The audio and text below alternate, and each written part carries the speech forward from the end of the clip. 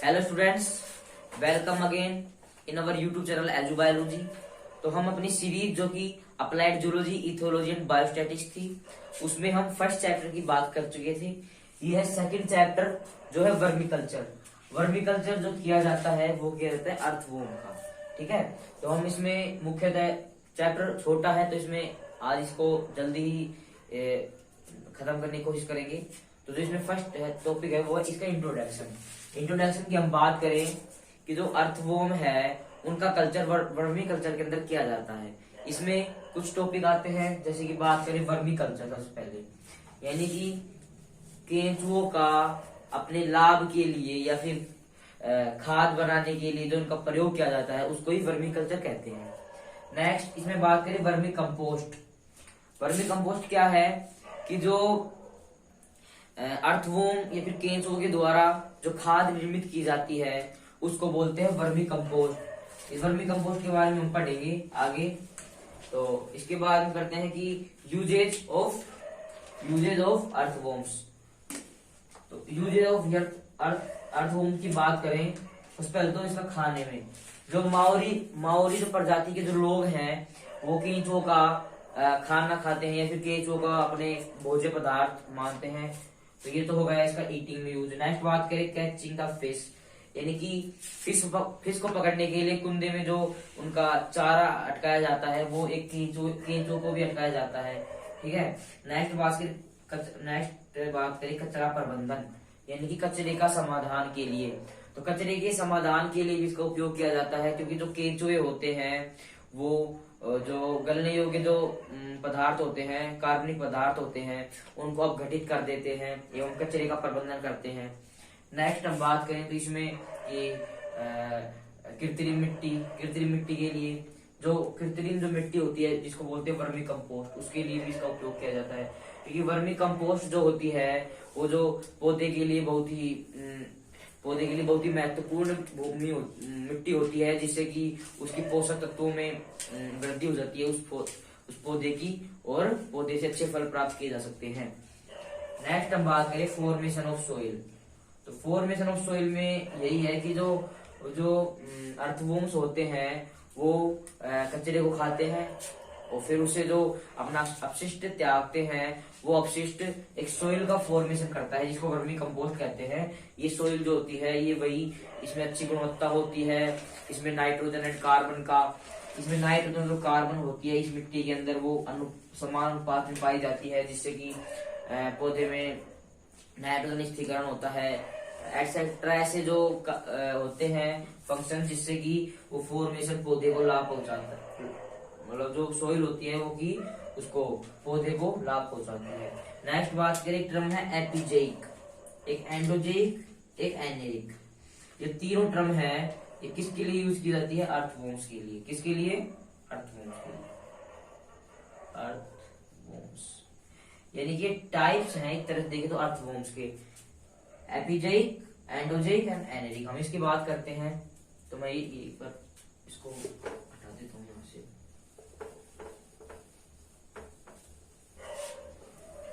जैसे कि हम एपिजेइक की बात करें तो जो एपिजेइक जो होते हैं ये मिट्टी के ऊपरी सतह पर पाए जाते हैं। ये जो केंचुए होते हैं, केंचुए जो जैसे कि ये भूमि है, इसके नीचे जैसे कि माना कि ये सरफेस है तो इसके ऊपर पाए जाएंगे। ठीक है, और ये ऊपर ही रहते हैं और अपना भोजन ग्रहण करते हैं किसी कचरे से। नेक्स्ट बात करें हम एंडोजेइक।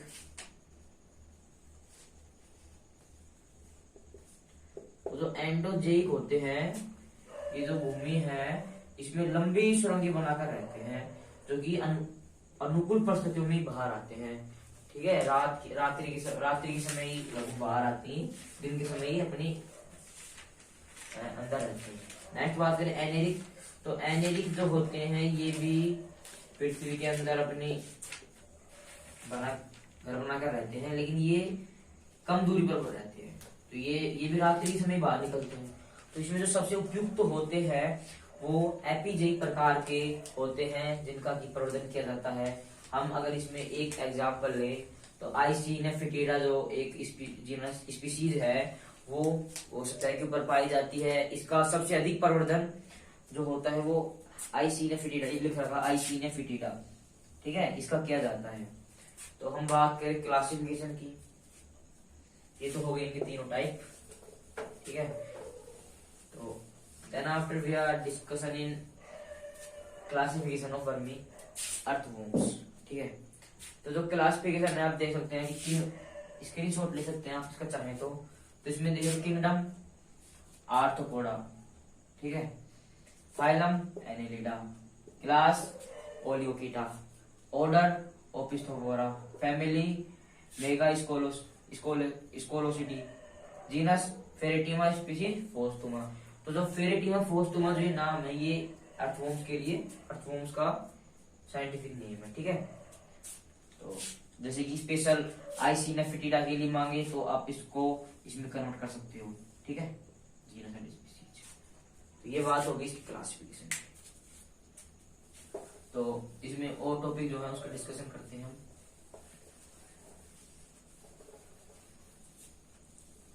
एक जो पीएच है 6.5 से 7 पीएच, ये जो पीएच है इसके ऊपर जो अर्थवॉर्म्स होते हैं वो आसानी से रह सकते हैं। इसलिए ये जो पीएच होता है जो वर्मी कंपोस्ट बनाने के लिए जो एरिया बनाया जाता है उसमें अधिकतर यही पीएच का मान रखा जाता है जिससे कि अर्थवॉर्म्स कर सके, सर्वाइव कर सके, ठीक है। तो अब बात करते हैं food of earthworms.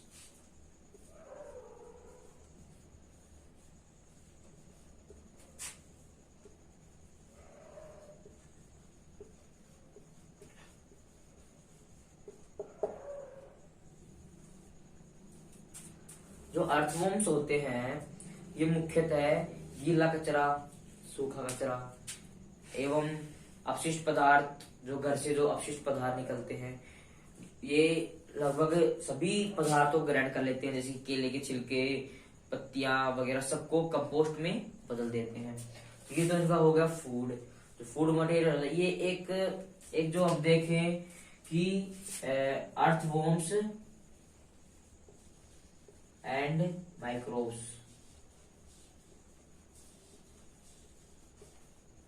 Relation between earthworms and microbes. आपको पता है कि माइक्रोब्स जो होते हैं ये स्वपोषित होते हैं, प्रकाश संश्लेषण द्वारा अपना भोजन ग्रहण करते हैं, जो माइक्रोब्स होते हैं। और जो अर्थवॉर्म्स होते हैं ये सेकेंडरी कंज्यूमर्स होते हैं, यानी कि द्वितीयक उपभोक्ता होते हैं। और माइक्रोब्स जो होते हैं वो प्राइमरी कंज्यूमर्स होते हैं। इसलिए जो अर्थवॉर्म्स होते हैं ये माइक्रोब्स का भी ग्रहण करते हैं। जो माइक्रोब्स होते हैं, जो भी फूड अपशिष्ट होता है उसके अंदर पाए जाते हैं माइक्रोब्स। माइक्रोब्स अच्छे एवं घातक दोनों प्रकार के पाए जाते हैं। घातक में बात करें जैसे इकोलाई हम बात करें, इकोलाई जो कि नुकसान पहुंचाते हैं, ये भी पाए जाते हैं किसमें, माइक्रोब्स के रूप में कचरे के अंदर। तो जो अर्थवॉर्म्स होते हैं वो माइक्रोब्स का खा लेते हैं, तो इसमें इकोलाई जैसे घातक माइक्रोब्स को भी खा लेते हैं, जिससे कि ये तो हो गई सेकेंडरी कंज्यूमर्स, ये प्राइमरी कंज्यूमर्स। तो इनके बीच में रिलेशन होता है कि अर्थवॉर्म्स माइक्रोब्स को भी खाते हैं। ये तो बात हो गई रिलेशन, इनके बीच में रिलेशन की। और जो अगर ये इकोलाई जैसे घातक माइक्रोब्स को खाते हैं तो जब उनके अंदर जो कंपोस्ट बनता है उसके अंदर ये नहीं पाई जाती, जिससे कि पौधों पर कोई हानि नहीं पहुंचती। तो स्टूडेंट्स अब हम बात करते हैं कि जो वर्मी कंपोस्ट जो बनाया जाता है वो कई प्रकार से बनाया जाता है। एक तो घरों में कचरे का निपटान के लिए। सेकंड बात करें कि जो वर्मी कंपोस्ट होता है जो कि नर्सरियों में तैयार किया जाता है पौधों के लिए स्पेशल, 2 प्रकार से तैयार किया जाता है। जैसे कि हम बात करें कि जो घरों में जो तैयार किया जाता है वो छोटे स्तर पर किया जाता है, तो उसके लिए हम कोई भी डब्बा, टिन, प्लास्टिक, लोहा का, लकड़ियां, कुछ भी डब्बा यूज ले सकते हैं। उसके अलावा बात है तो गड्ढा खोद कर भी हम उसको बना सकते हैं। तो टिन के डब्बे में तो इसी प्रकार से बनाएंगे जिस प्रकार से गड्ढा खोदेंगे।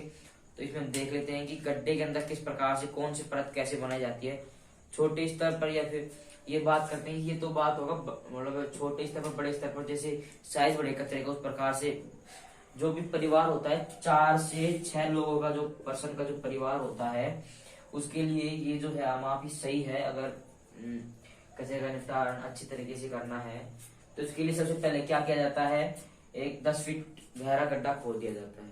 मतलब बड़े, ये तो है नर्सरी के लिए, बाकी घरों के लिए तो टीन का डब्बा या फिर डब्बों में कर लिया जाता है। तो जो कि नर्सरी में किया जाता है उसके लिए पहले 10 फीट गहरा गड्ढा खोद देते हैं। अगर जितना आम बढ़ेगा उतना ही गहरे का साइज, इसका गड्ढे का साइज और आम बढ़ा सकते हैं, इसी अनुपात में ले लेंगे। 10 फीट गड्ढा गहरा खोदा, उसके बाद उसका जो चौड़ाई है 6 से 8 फीट रखी। ये तो गया इस गड्ढे का साइज।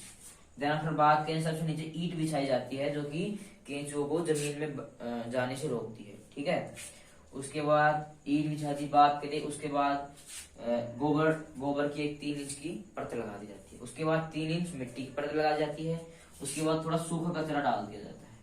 ठीक है, इधर सूखा कचरा, ठीक है, ये भी लगभग 3 इंच से 4 इंच की सूखा कचरा डाल दिया जाता है।